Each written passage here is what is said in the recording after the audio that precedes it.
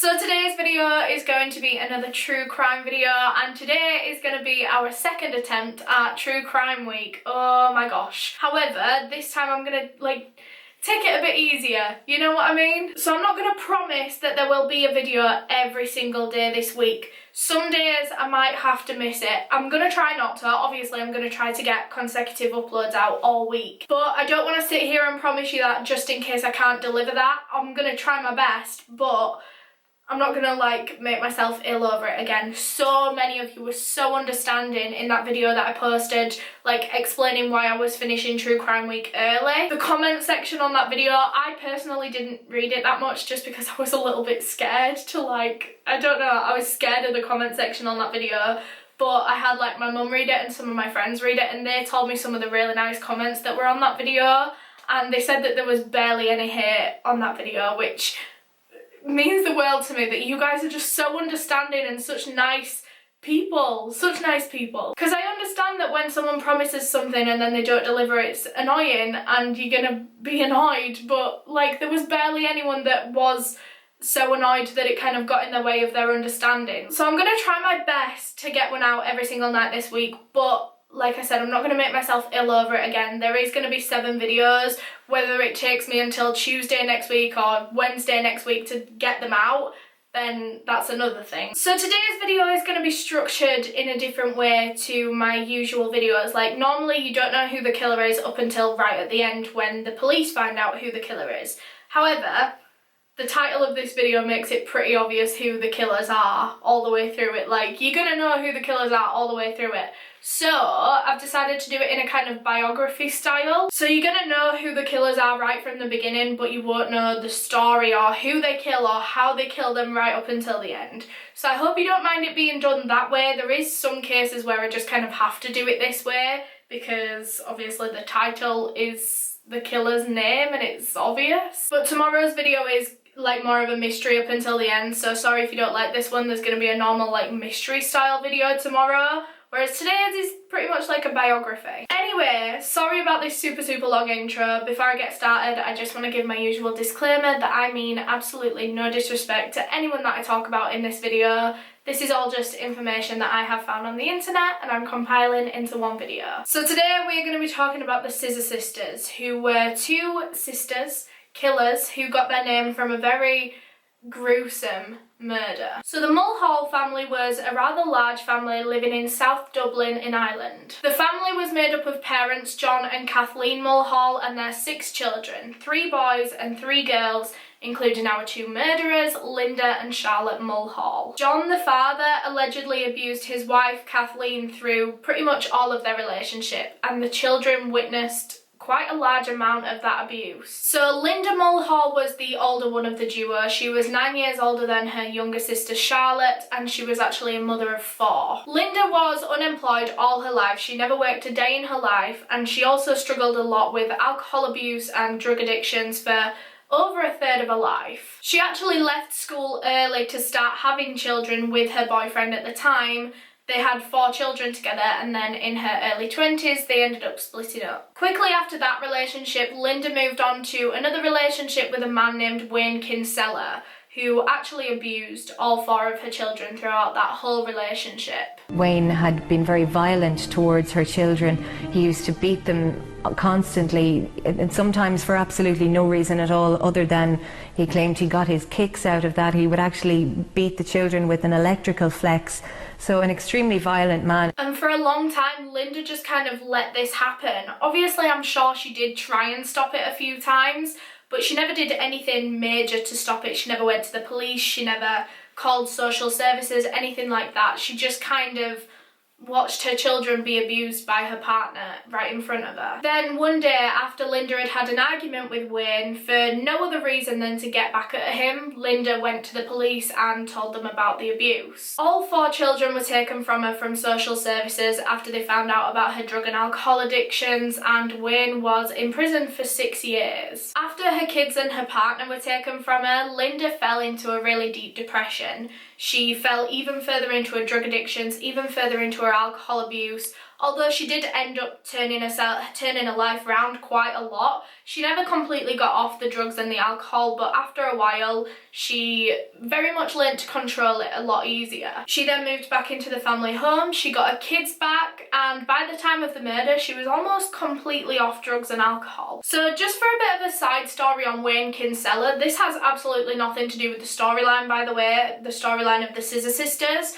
but I just kind of find his life really interesting after this point. So Wayne was always a violent person. Ever since he was a child, he was always getting in fights at school, getting suspended from school. He would fight his own parents, his own mother.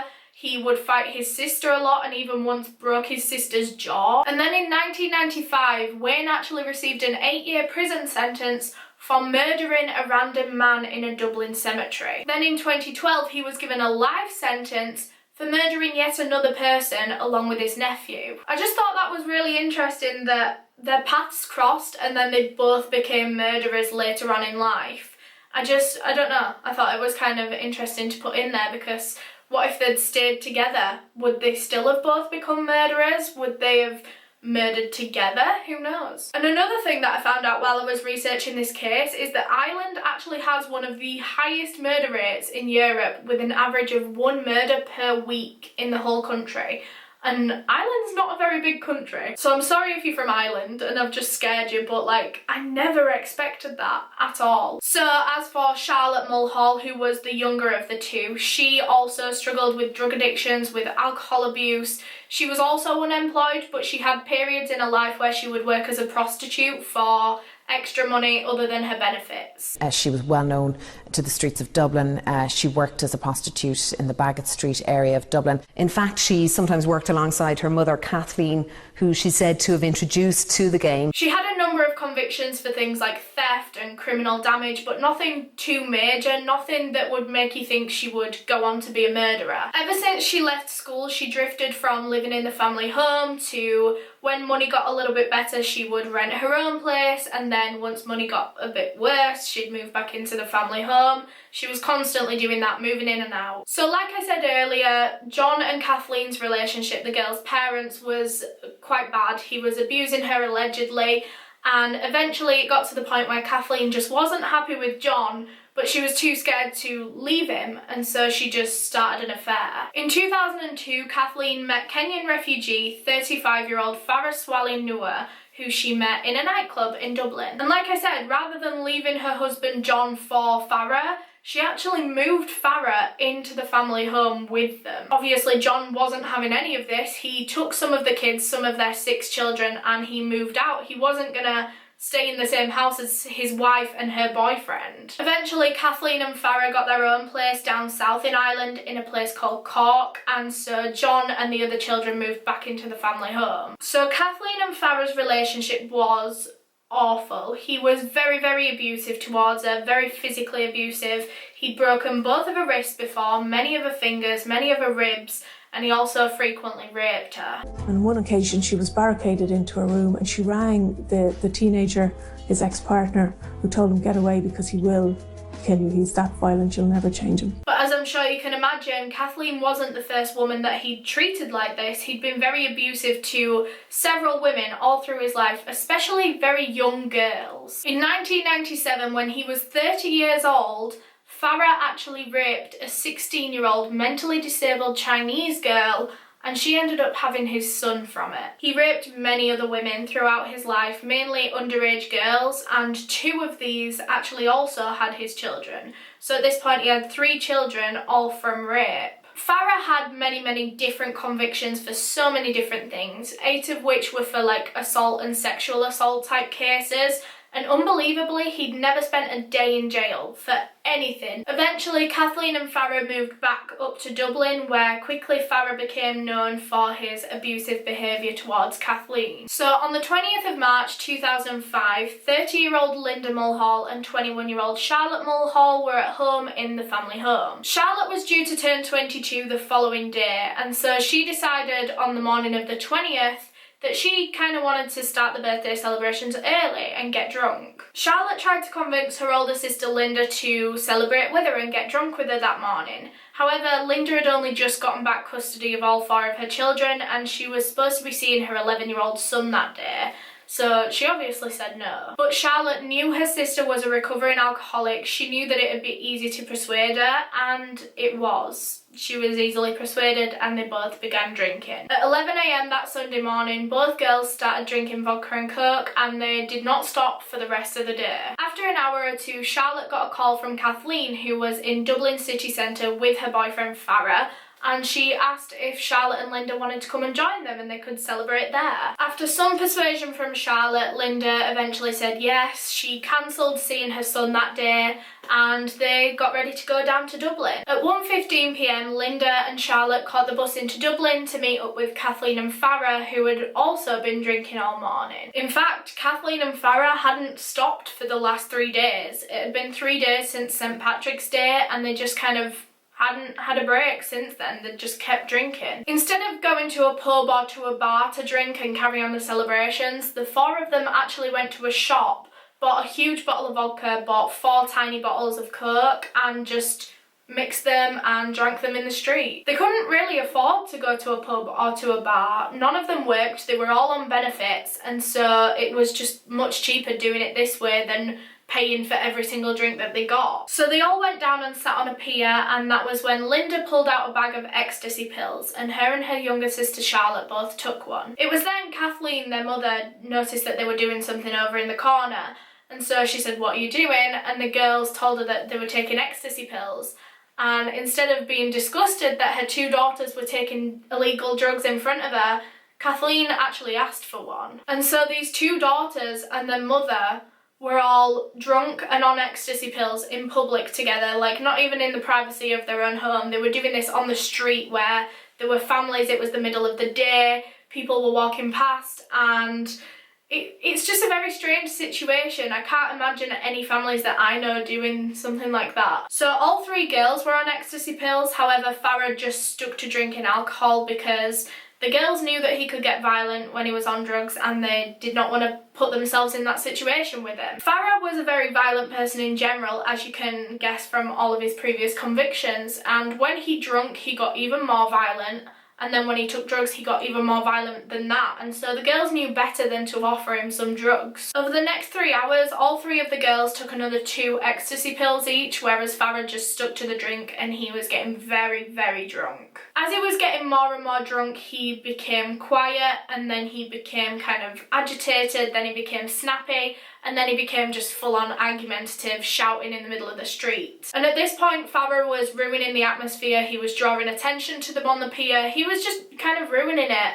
And so they all decided to go back to Kathleen and Farah's apartment and just carry on drinking, taking drugs there in the privacy of their own home. So they set off on the walk back to Kathleen and Farah's apartment, which was only a few minutes walk from Dublin city centre. And as they were doing this walk, Farah spotted a young Chinese boy who was kind of like 5 years old-ish. And if you remember, all those years ago, he raped a Chinese girl. Obviously, he knew he had a son to a Chinese girl, but he never actually saw this son. The girl wouldn't let him see him, and rightly so, because he raped her to be able to have that son. And so when he saw this little Chinese boy, he got really emotional. He ran up to it and he was saying, "It's my boy, it's my son, it's my baby." Farah was crying, he was hugging this boy that he didn't know. The boy's mother was terrified, the boy was terrified, the boy was crying. He was just causing a massive scene in the middle of Dublin city centre. So Kathleen began shouting at him because he was causing this massive scene, he was making this boy upset. And that caused even more of a scene in turn, Kathleen shouting at him. And then Linda and Charlotte, who were walking in front, they turned around and Linda started shouting at the 2 of them, causing even more of a scene. And then eventually Linda just stormed off in front and went to their apartment first. Quickly, Charlotte was able to calm Linda down once they got to the apartment, and by the time Kathleen and Farah managed to get to the apartment, everyone was fine and they just carried on drinking, taking drugs as normal. It was like the fights never happened. So when they got there, Charlotte put on a Sean Paul album and went into the kitchen to help her mother Kathleen make the drinks. And as they were pouring these drinks, Kathleen decided to crush up an ecstasy pill and mix it into Farah's beer. She claimed that she wanted to get him on the same buzz that the rest of the girls were on, and she just seemed to be forgetting the reason that he wasn't on those drugs in the first place, because he was a very violent man. So they all went and sat in the living room and carried on drinking together. Farah and Linda were sat next to each other on a two-seater sofa. Charlotte was sat on the chair arm next to where Linda was sat on the sofa, and Kathleen was sat on her own chair. So they were sat there for a while, and then Farah, in his very intoxicated state, began getting pretty touchy with Linda. He began like playing with her hair, putting his arm around her, touching her thigh, and Linda was very uncomfortable. This was her mother's boyfriend that was doing this to her. But she didn't say anything. She knew he was very intoxicated, and she was just kind of hoping that he'd stop at some point. She didn't want to make a scene. And then eventually Charlotte, who was sat next to Linda, noticed what was going on, noticed how Farah was being very creepy with Linda.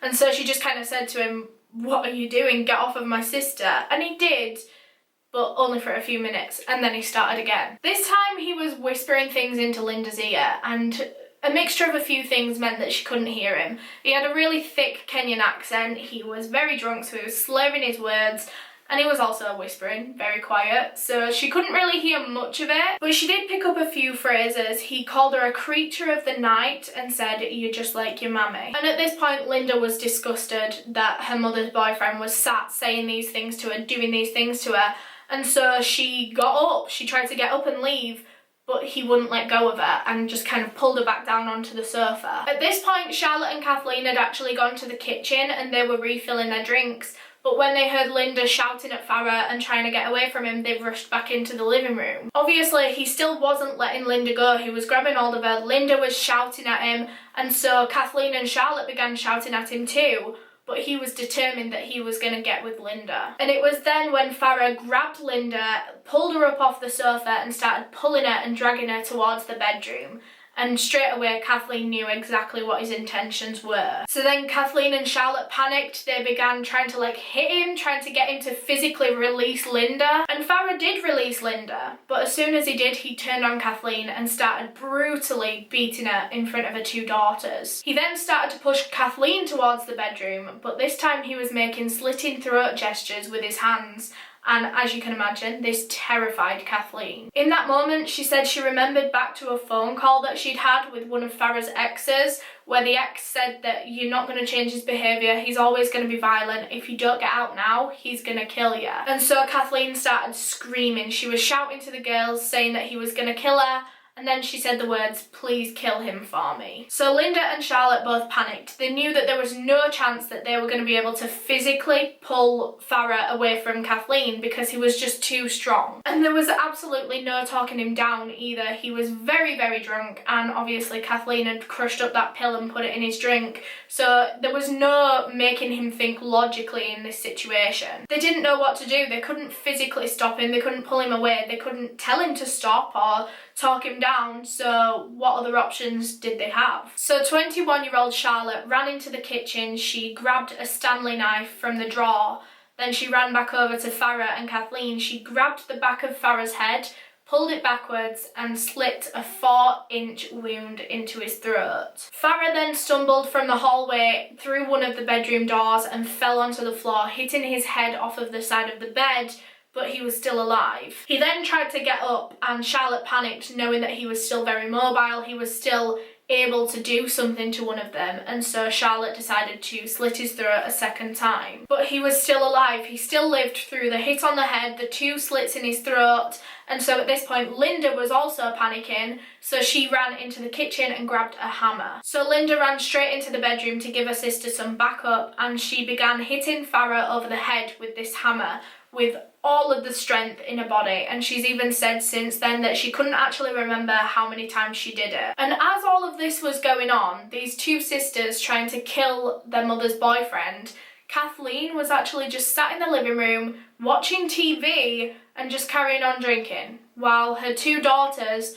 were killing her boyfriend in another room. Kathleen maintains that she never actually saw the murder, and her daughters actually prevented her from entering the bedroom so that she didn't see this going on. The girls at this point were losing all kind of sense of control, all sense of reality. They were so full of adrenaline that they just carried on going. Charlotte went into the kitchen and got another knife, a bread knife, and began stabbing him. She stabbed him a total of 27 times, while Linda just continued hitting him over the head with this hammer repeatedly. The stab wounds were actually so brutal that Farah had a punctured lung, his stomach and liver were also punctured, and one of his kidneys was completely severed. Eventually, when it was clear that Farah was dead, the girls stopped doing whatever they were doing, hitting him, stabbing him, and then reality set in that they had just murdered someone. Immediately, both girls panicked. They cried, they hugged each other. Linda collapsed. They were just in a completely different mind than when they were committing the murder. The sisters then, covered in blood, held hands and went into the living room to tell their mother exactly what they'd just done to her boyfriend. And as soon as she saw the girls covered in blood, it kind of set in for Kathleen as well, and she immediately panicked. She was screaming at them, telling them to get rid of the body. So the girls dragged Farah Nua's body to the bathroom, where Linda claims that Charlotte said, "We're gonna have to cut him up." Whereas Charlotte says different. Charlotte claims that it was actually Kathleen, their mother's, idea to cut him up. It wasn't either of the girls' idea. Whoever's idea it was, both Linda and Charlotte dismembered Farah Nua's body, and Linda was clearly the more panicked one all the way through this. She was just sat on the toilet screaming, crying, whereas Charlotte was very much more level-headed. She was a lot more relaxed. She knew that there was a job that they needed to do, and so she did it. The only kind of weapons the girls had to dismember the body was a 9-inch bread knife, which was very blunt, and then a tiny little Stanley knife. Okay, so just a warning that it's going to get kind of gruesome from here. I mean, it's already very gruesome. However, now we're going to start talking about the dismemberment of the body, so if that's too much for you, feel free to skip forward a minute or so, I don't know. So Charlotte started with his right leg. She used one of the knives to cut just above his knee, halfway until she got to the bone. And once she got there, she used a hammer to break the bone and then continued through the rest of the leg with the knife again. And so she cut off just below his knee, and they did that on both legs, and then they cut off the rest of his knee at the hip, and so his legs were in 4 different pieces. And the girls just kind of threw all 4 pieces into the bath so that they were kind of out of the way while they were doing the rest of the dismemberment. And that's what they'd do. Every single time they cut something off of Farah, they'd just kind of throw it into the bath and then deal with it later, which I think is a very kind of gruesome detail to this story. They then moved on to his torso, and for some reason or another, they just cut a massive kind of gash into his stomach. They didn't take anything out, although things did come out naturally through this massive gash. However, they didn't intentionally take anything out. I don't actually know why they did that. At one point during the dismemberment, Linda remembered a time when Kathleen had told her that Farah had raped her multiple times through their relationship. And so with this in mind, Linda took off Farah's underwear and cut off his penis and then said, "Now you'll never rape my mum again." By the end of the approximately 5-hour-long dismemberment, Farah's body was in 9 pieces. His arms, his legs below the knee, his legs from the hip to the knee, his torso, his penis, and his head. The beheading was the hardest part of the whole dismemberment for the girls because they only had 2 different knives, one of which was very blunt and one of which was very small. They had to use the knives to cut through as much of his tissue and muscle as they possibly can, and then once they got to the spine, they used the hammer to break the spine and dislodge the skull from the spine, and then they used the knives for the remaining bit of neck. The girls then put all the different body parts into bin liners, trash bags, and then decided how they were going to dispose of them. The rubbish collection wasn't for 5 more days, and they couldn't wait 5 days with a decomposing dead body in their house. They had to figure out a way to dispose of it another way. So Kathleen went and got some of Farah's gym bags out of their bedroom, and they put Farah's body into his own gym bags, 3 different gym bags. They then set about cleaning the apartment, and they started with the bathroom, which, as you can imagine, was just saturated, walls, ceiling, floor, furniture with blood. Police later on described their cleanup efforts as impeccable because they'd bleached absolutely every surface in that whole bathroom. It didn't look like a crime scene happened at all. Actually, much later in the case, when police went to search his house, they actually searched it 3 times, and the first 2 times they looked in the bathroom, police were convinced that that could not be the murder scene because it was too clean. Okay, so I don't know how true this next lot of information is, so just take it with a pinch of salt, But some sources say that during the cleanup efforts, Linda called her father John and just asked him to come over. She didn't give him any explanation as to why, she just said, come to my mum's flat. So John supposedly got to Kathleen's flat with no kind of warning as to why he was there, just his daughter seemed really panicked and so he rushed straight over. And as soon as he walked in and realised that his 2 daughters had just committed murder, he was horrified and walked straight back out and left.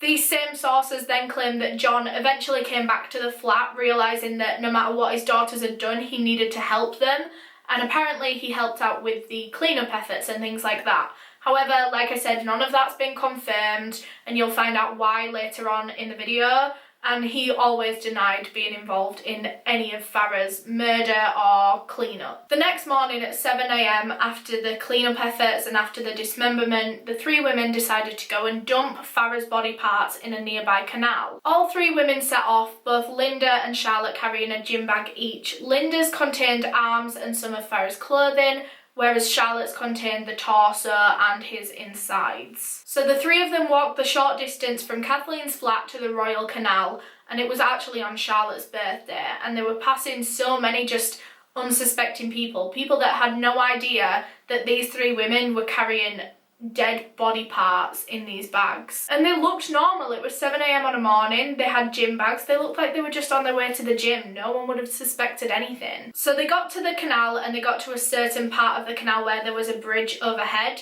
so they would be kind of sheltered as they were putting these bin bags of Farah's body into the canal and just waiting for them to sink. Meanwhile, people were walking on this bridge above them. It took several trips to and from Kathleen's flat to the canal to finally get all of Farah's body into the canal, but eventually they did it and they disposed of the whole body, apart from his head and his penis, which the girls actually had other plans for. Of course, his head would be the first thing that would identify him from dental records, and so the women knew that if they had to hide anything, it had to be the head. No one could ever find that head. So the 3 women put Farah's head into a backpack along with the murder weapons and got a bus into a nearby town called Tassle. So the girls walked with this severed head in a bag through a busy shopping centre where people had no idea that they were carrying part of a dead body, and then they walked to a park named Tymon North Park where they all quickly began arguing about where they should hide it,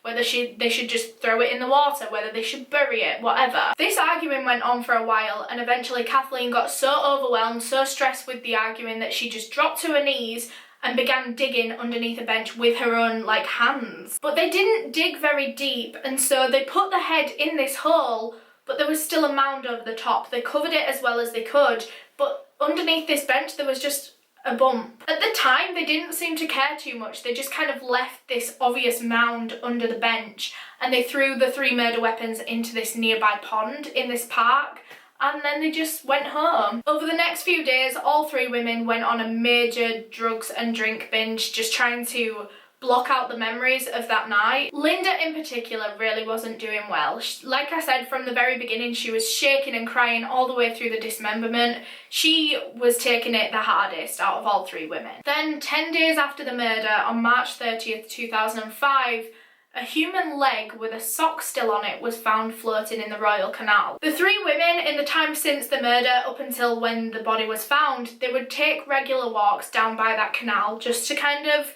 look and make sure nothing had floated to the top, make sure that everything was still how they left it. And it just so happened that they were taking another one of these walks to check that everything was still where they left it when this leg was being fished out of the water by police, and they were actually caught on press video. And these news reporters saw these women looking down on the water and thought that they were just kind of shocked citizens, and so they were videoing them to put on the news when they were in fact the killers. So divers were then brought in to try and find the rest of the body, and they found most of it except from the head and the penis. A few days after the body was found in the canal, Linda was so concerned that police might find the head that they buried in that park in Tassle that she actually went and unburied it herself. She actually took her son's school bag with her, put this severed head into her 11-year-old son's school bag, and carried it to a different park. There, she supposedly drank a full bottle of vodka, bashed the head even further with another hammer,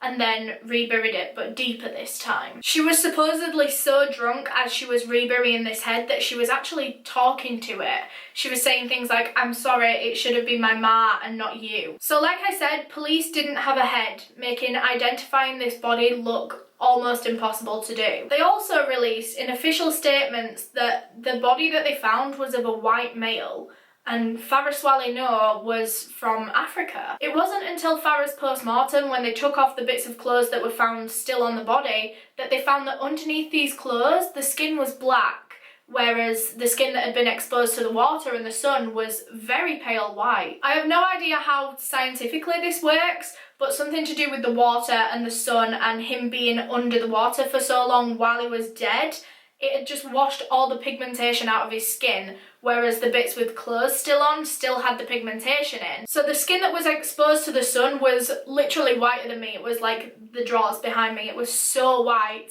And then the rest of the skin was his normal colour. Also in the post-mortem, it was found that Farah had 27 stab wounds to his whole body, or the body parts that they found, and he didn't actually have any defence wounds, meaning that he never fought back. He never got a chance to fight back. So originally, due to there being no head and no genitals on this body, police kind of believed it to be a ritual killing. And not long before Farah's body had been found, another body had been found further down in London that was confirmed to be a ritual killing, and it was very similar to Farah's murder. This other murder in London was called the Torso in the Thames. If you want me to do a full video on that, I can. I don't think it would be very long though. It might just be a mini true crime video. It was called the Torso in the Thames. A young African boy's torso was found washed up on the side of the Thames. He was around 8 or 9 years old, but no other body parts have ever been found. He's never been identified. No one's ever come forward to say that it was them.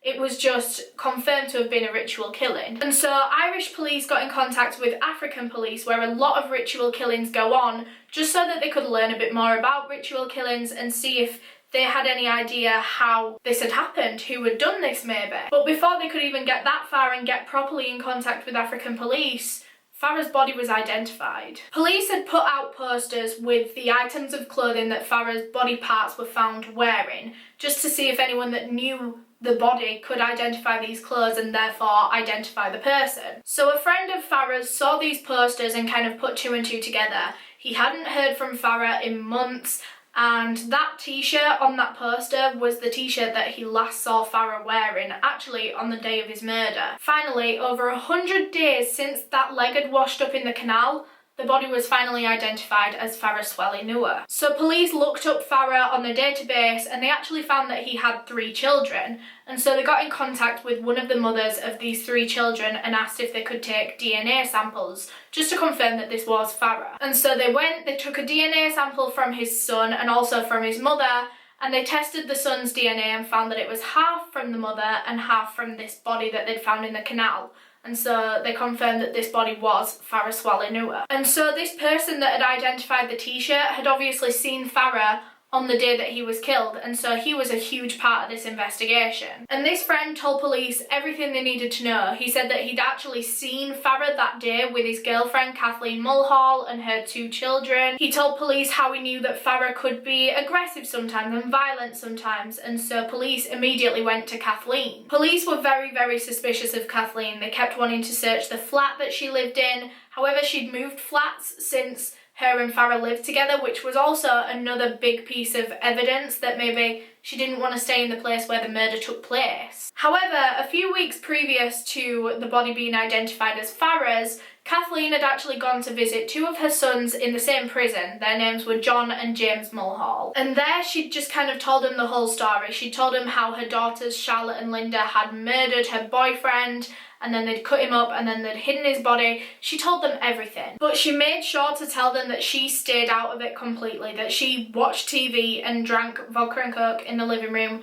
while her daughters were murdering her boyfriend. She didn't leave that bit out. And the boys kept all of this to themselves for a long time. They were never intending on leaking this information, because why would they? Why would they tell people that their sisters were murderers? However, when the boys found out that the police were lurking around their mum and their sisters weren't doing anything about it, obviously Kathleen was innocent. Not innocent, but she hadn't taken part in the murder. Whereas Charlotte and Linda had, and they knew that police were sniffing around Kathleen, their mother, but they weren't saying anything about it. They were just letting her take all the blame. And John and James thought that was so disrespectful. They felt that it was a huge disrespect to their mother that their sisters were just going to let their mum take all the blame for it and possibly get a prison sentence for it when she hadn't done it.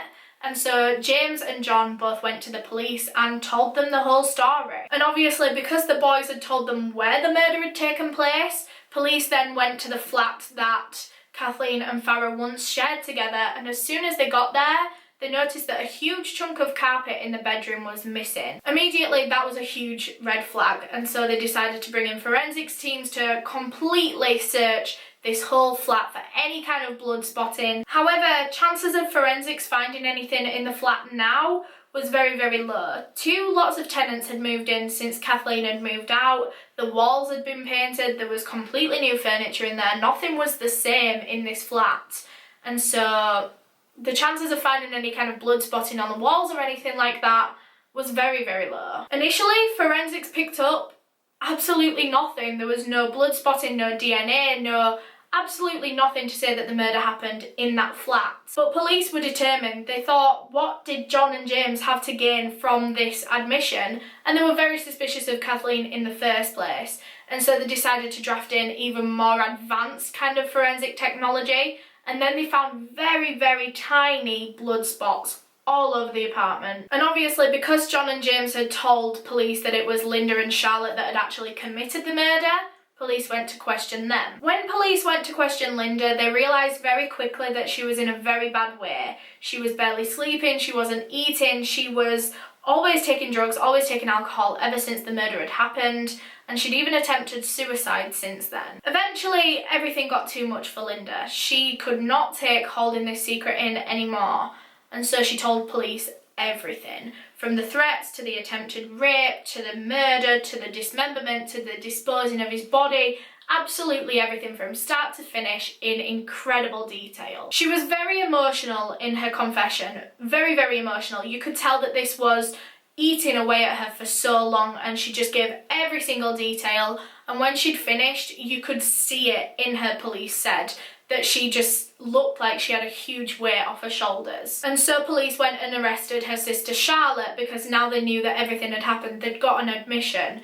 And when Charlotte was questioned, she said that Linda was completely lying and it was actually their mother Kathleen that had killed him. So she was trying to protect both herself and her sister. She had their loyalties before she had her mother's. However, police obviously didn't believe it because Linda's confession was just so convincing. And when it was clear to Charlotte that police just weren't going to believe her, police believed Linda and they weren't going to change their minds, Charlotte decided to just go with Linda's version of events. Just admit that they were true. Meanwhile, Kathleen Mulhall had completely cut off contact with both of her daughters after the body was found. So she'd gotten her two daughters to commit murder for her, and now she wasn't even speaking to them, and she'd actually moved to England, a completely different country, to try and avoid prosecution. So Linda and Charlotte were both charged with murder, and their trial began in October of 2006. Both of the women pled not guilty, however the jury found now 23-year-old Charlotte guilty of murder and sentenced her to life in prison. Whereas Linda was only found guilty of manslaughter on the grounds that she was provoked into committing this murder. Farah had threatened to rape her, not directly, not saying those words, but they all knew what he wanted to do with her that night. And the fact that she was in such a bad way after the murder shows that she was in a complete different mind during the murder. She was provoked, she was put into that mindset. Obviously, whether you believe that or not is a completely different thing. Obviously, I'm letting you make up your own decisions. This was just what the jury thought.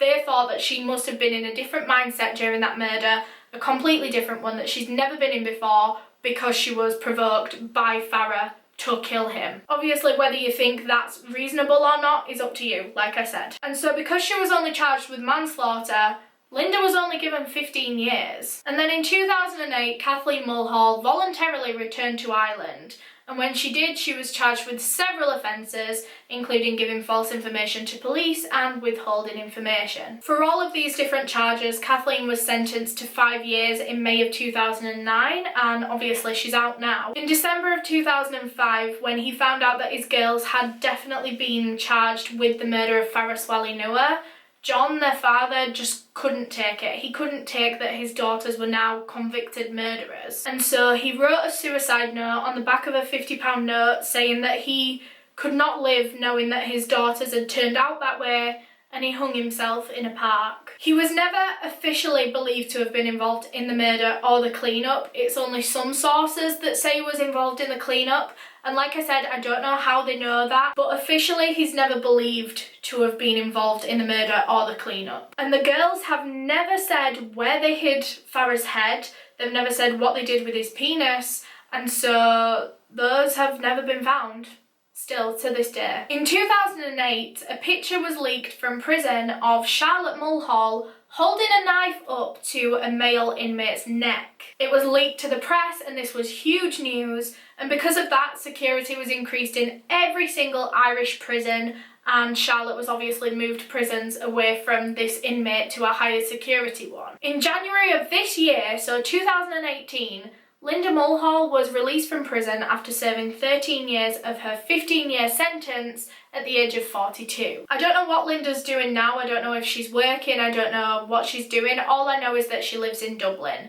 Don't know if she's changed her name, anything like that. Just a bit of extra information to end this video on. While both of the sisters were in separate prisons, both of them had different romantic relationships with prison guards, which I thought was kind of weird. But yeah, kind of a weird note to end that case on, but yeah, that's it for this case. I hope you enjoyed it. Let me know what you think about this kind of format. I personally prefer my other format, but there's some cases like this one where there was no way I could have kept it a secret until the end who had done it. Otherwise you just wouldn't have got half of the information that I did give you in this video, so some of my videos I'm gonna have to do in a kind of biography type format, but let me know if you don't mind it or not.